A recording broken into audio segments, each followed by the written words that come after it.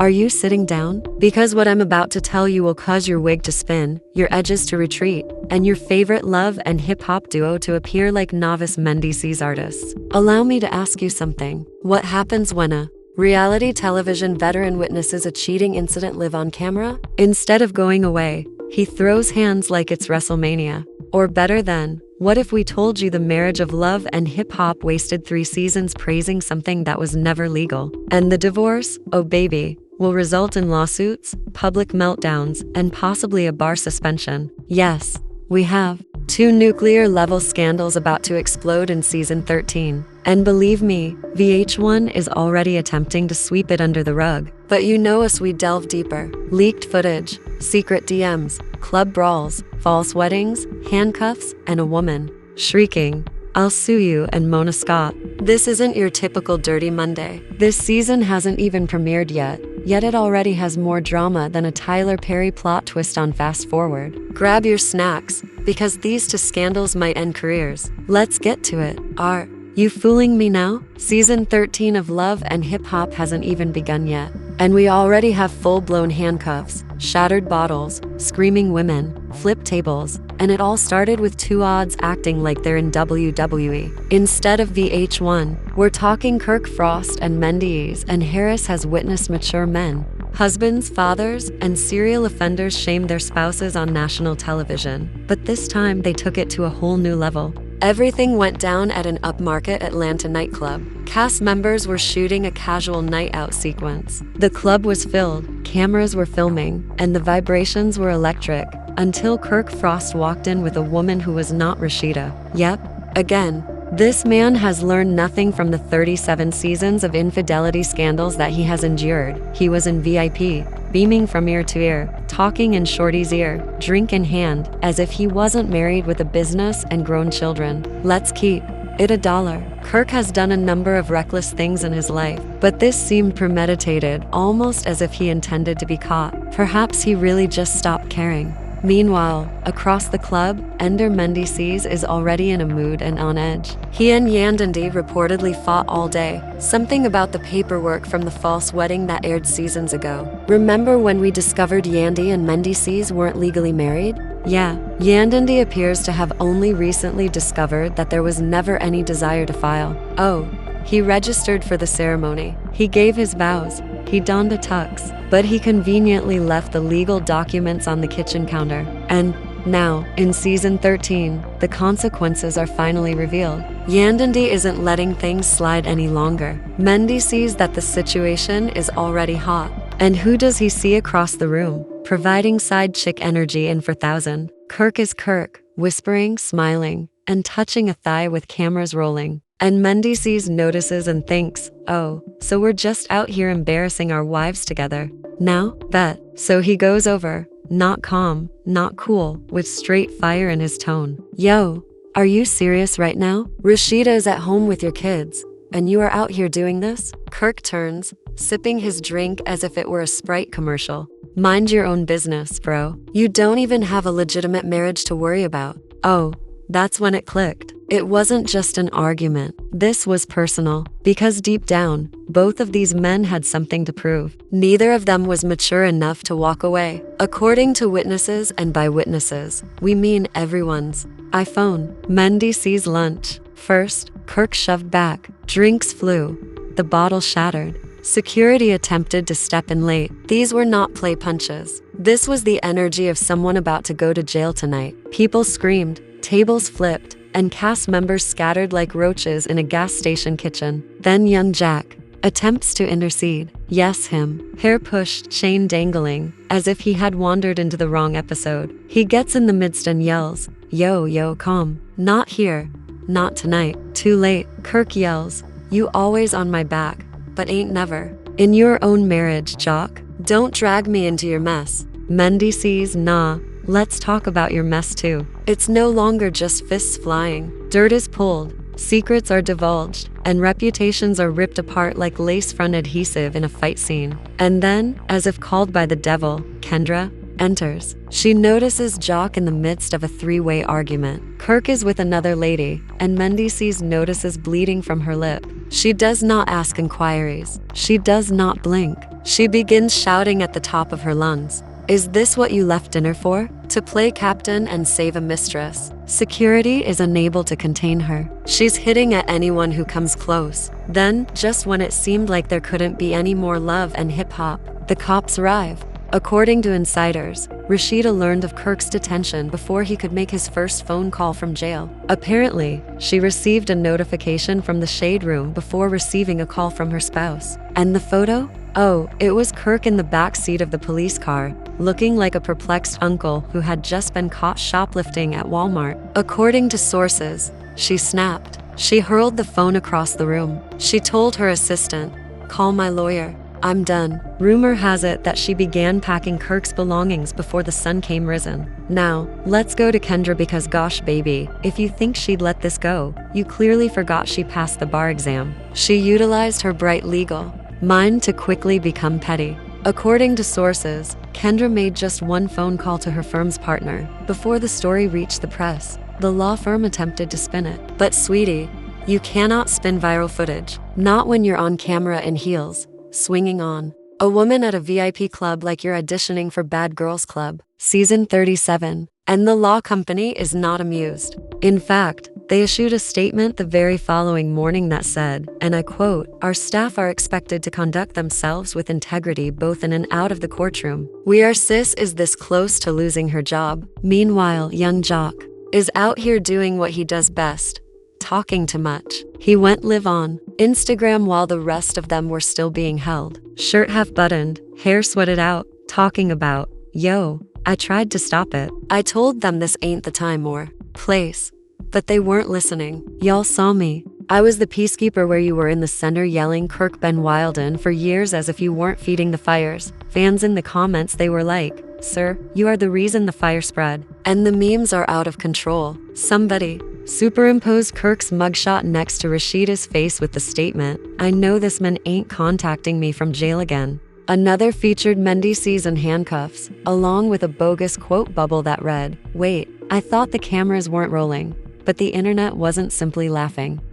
It was dissecting everything. Body language specialists on TikTok lay out how Kirk blinked twice before the cuffs went on, arguing it's a sign of guilt. Twitter attorneys are wondering if Kendra should be disbarred. Even Facebook indices were in the mix, putting Bible quotations alongside videos of the fight, such as "the devil is working overtime." And let's not forget the leaked footage. Oh, yeah. Somebody from production or possibly security sold the whole raw clip of the. In the video, Mendy can be seen saying, "You Macus look stupid on camera again." While Kirk is like, "I'm not the only one with secrets, bro," before launching himself forward like he's in a Royal Rumble. Then Kendra charges in like a linebacker in stilettos, screaming, "Not my man, not on my watch," and efforts to swing on the side chick when security is physically attempting to hold her back by the waist. And in the distance, you hear Mona Scott weakly saying, "Cut the cameras, cut the cameras." Spoiler,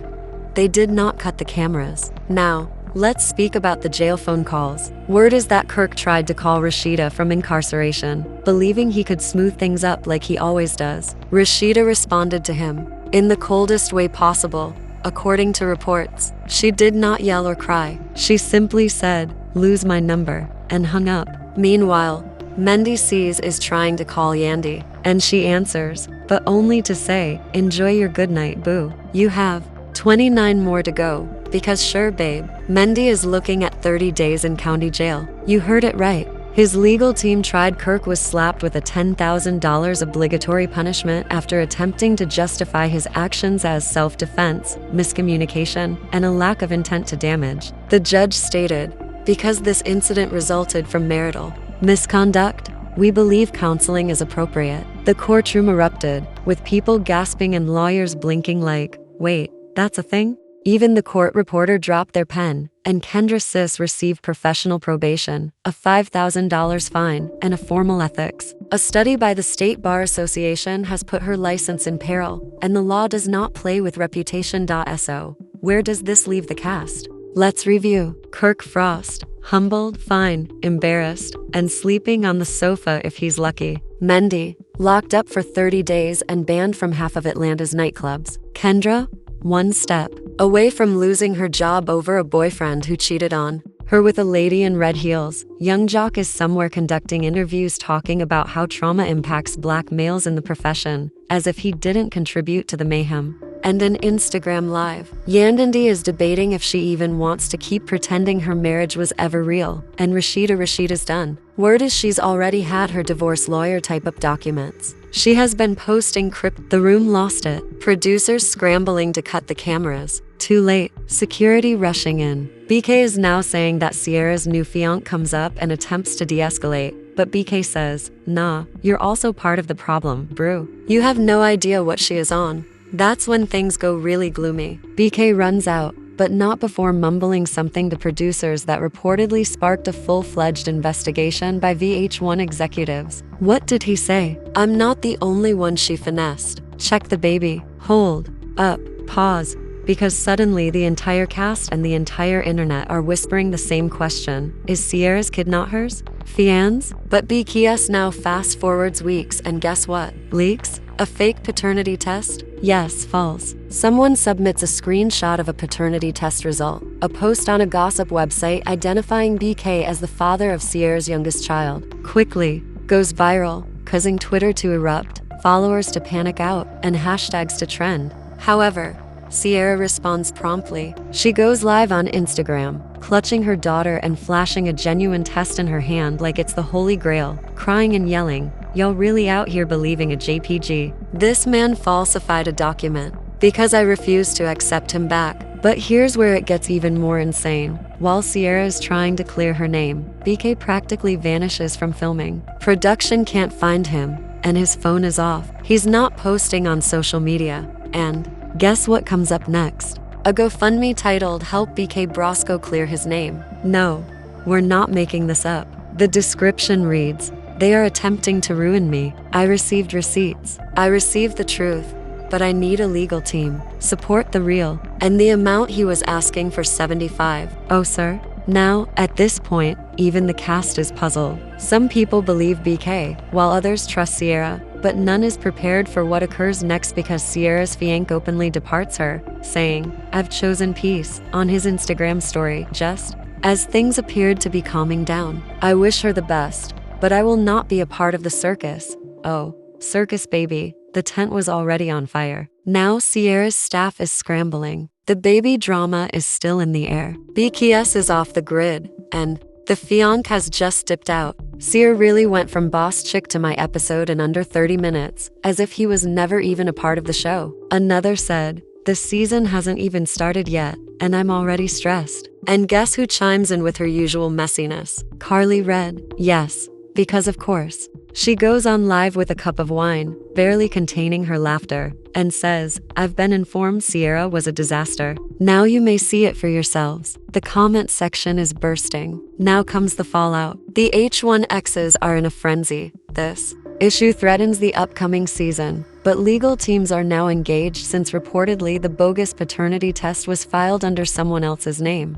They're looking into identity theft, defamation, and Sierra is now under fire from numerous sides. BK is threatening to sue, the fiancé is leaking DMs, and producers are trapped between filming turmoil and a potential lawsuit that might shut down the entire plotline. According to rumors, VH1 held an emergency meeting like true Mona Scott Young reportedly told the crew, "Either we shut this down or we make it the highest rated season in franchise history." The boardroom had a locked door and no phones were allowed. Guess which one she chose? So now Sierra's entire arc for season 13 is being reconstructed around this drama. BK is supposed to be returning for the reunion taping only with exclusive receipts, and Mona is out here promising a mid-season episode. Sierra's lawyer filed a cease and desist order against VH1, alleging Mona apparently responded with a contract clause that states, "If your real life turns into a disaster, we own the footage, game, set, and ratings." Fans are now waiting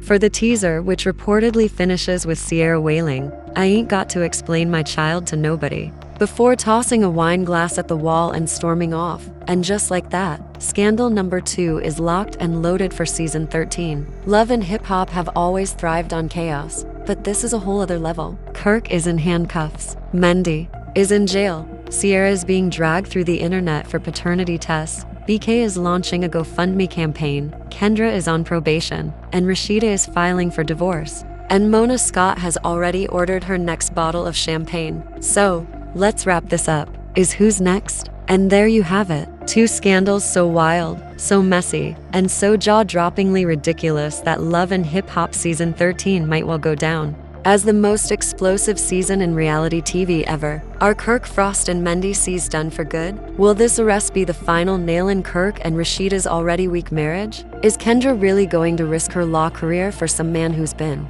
out here insulting her publicly for years? And let's talk about Sierra Boss